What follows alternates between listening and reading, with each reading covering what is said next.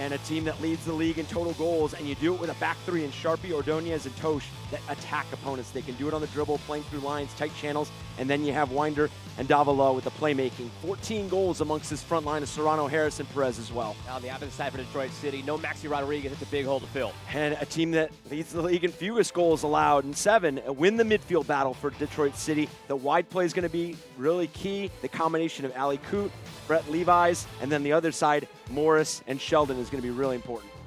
That's Louisville City from left to right in their purple. Detroit City from right to left in their white and gold. Another beautiful evening here at Lynn Family Stadium in Louisville, Kentucky. Glad to have you with us on the Lasso Network with the coach Eric Dobransky. I'm Joe Malfa, and we are underway between Lou City and Detroit City. Early corner kick for Lou City. Corner brought to you by Wi-Fi. Perez standing over it. Adrian Perez, open man there, back post, and that is one that you would like to have back if you're Taylor Davila. Playing two side to side, keeping the ball, but just connecting it from left to right, not playing positive when they could. And this season, my goodness, as soon as they regain possession, they are looking to play forward. And that's something that just takes time. And I think that's something for Danny Cruz and his team. It takes some comfort in terms of what you're looking for, the ball you're looking at, those entry balls, the runs. Here's Morris taking it for Detroit City. It's touched around the post by Damian Lass and out for a corner for the visitors. And then the 1-1 at home against Phoenix Rising in the 18 days in between league games. Is the team that's going to want to come out and test Lou City. Perez testing right now, and Steinwasser makes the save off the deflection. A points per game target in mind that they know historically leads to the #1 overall seed, so that all roads to a trophy run through Lynn Family Stadium. So they're well aware of that 2.3 points per game right now. Here's Morris cutting in, going for goal.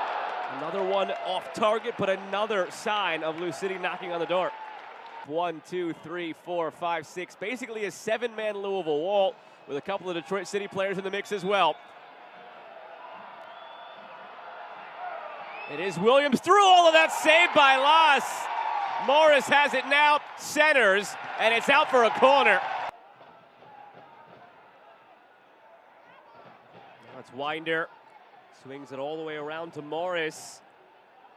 Jake Morris goes for a goal. He's done that twice now. This one a little bit closer than the first one, but not afraid of having a hit in the starting 11 today in favor of last week's starter. One of the only couple of changes made by Louisville. Aiden McFadden comes out, as did the now injured Kyle Adams.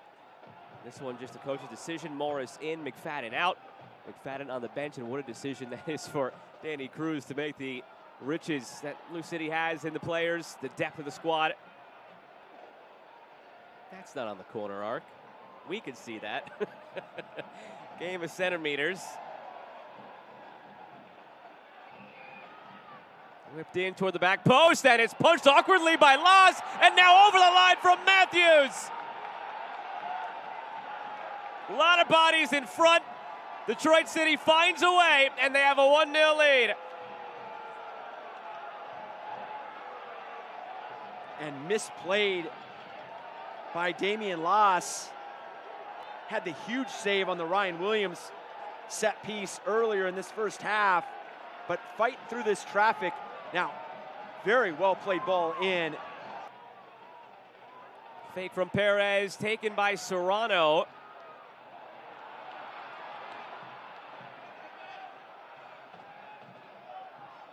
Secondary ball in, number still forward, and Lou City is level again. Arturo Ordonez.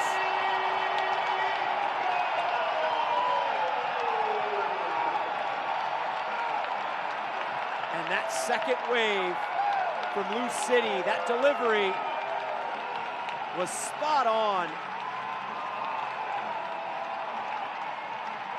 The shape, the pace from Wes Sharpie, this in-swinger, and Ordonez gets the timing. 2 minutes come and gone. And there's the whistle to end half number one. Matt Sheldon got Detroit City on the board first in the 34th minute.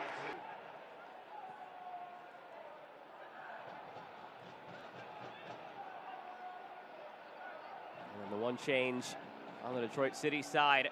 Brett Levi's comes off, Reese Williams comes on.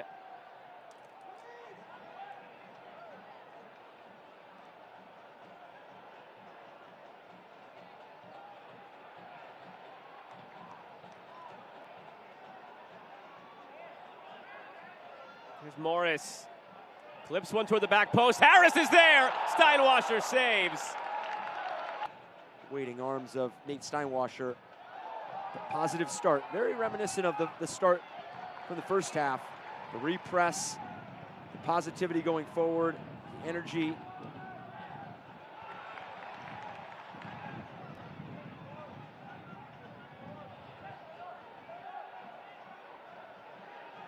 Morris keeps it in, slips it through for Perez. Jope tracking back. Perez slips it through. Gonzalez back for Perez, off the bar and in. Brilliant from Lou City all around. The build, the finish, and now in the lead. Just special individual performances.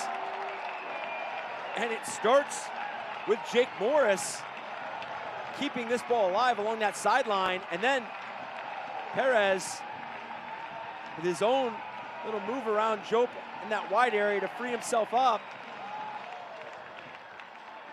And then the continue. Now in his third year with Louisville, it's his second assist of the year. Leon Perez, his second goal of the year, and now Gonzalez goes again. Gonzalez goes for goal, and it's deflected out for a corner.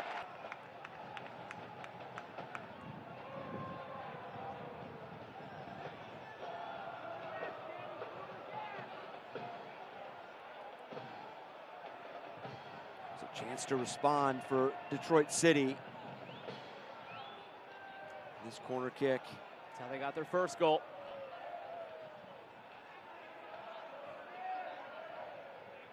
Williams will be the trigger man once again. Looking for Yazid Matthews. You'd imagine the big target in front. It's sent his way. It's Amu Mensah on the back end.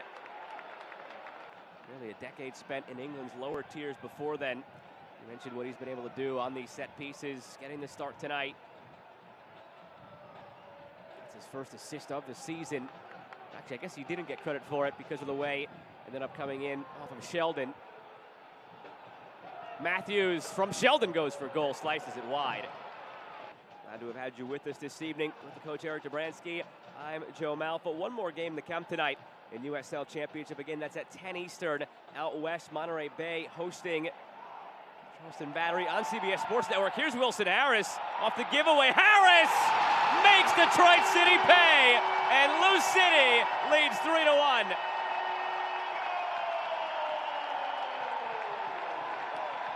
Just outstanding from Wilson Harris. And this is where Lou City has been fantastic all season, is not settling, always looking to upgrade, gets his head up, sees the numbers committing into the box, knows that he needs to delay for just a moment, and then puts it on that left foot and just buries this punishing strike. Head up, the pullback. Just Marcanic playing, you mentioned that later game, Monterey Bay. Marcanic with 13 goals last season, so. Jope in behind and nearly a response from Detroit City. Having that shot from wide angle. Here he is again. Becerra, end line, slips it back for Morris, heavy touch, bobbled it. Still loose in front, and it's touched wide by Loss. Nearly again. We talked about it in the first half, how Lou City and the coaching staff are into the advanced analytics, and they're into some of those metrics to be checkpoints as the year goes along, one of them being points per game. And there's a target number they have based on just the landscape of USL over the last couple of years, what points per game target would typically get you home field throughout the postseason. They are mindful of that every step of the way. That shows you what their goals are. Just put another star above the crest and this little championship drought they've had. And they want it all to run through Lynn Family Stadium. You can see why. Morris goes for goal. Oh, what a finish! The exclamation point on the evening. Jake Morris with his second of the season. And it is all Louisville tonight. And a spectacular finish. You could see him let this play develop, head up, looking for what runs are available. Just continuing to drive. He's got Stephen Carroll on his back foot. Head up, and this left-footed rocket, bottom corner. We know he's always looking for more. So in a 4-1 game, what could he have possibly been upset about? But that's his mindset, as Lass has this one in the conversation in the first half, that he said it would come across as greedy, but he wants more finishing from a team that was pacing the league already, as he felt there were opportunities left out there. Again, that gives you a glimpse at the way his mind works. He picks up a yellow here, up 4-1. And it's that idea that it's 0-0 every minute. You got to stack minutes, you got to stack plays.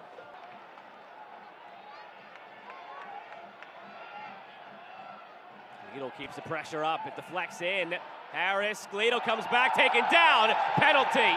It is just swarming pressure from Lou City.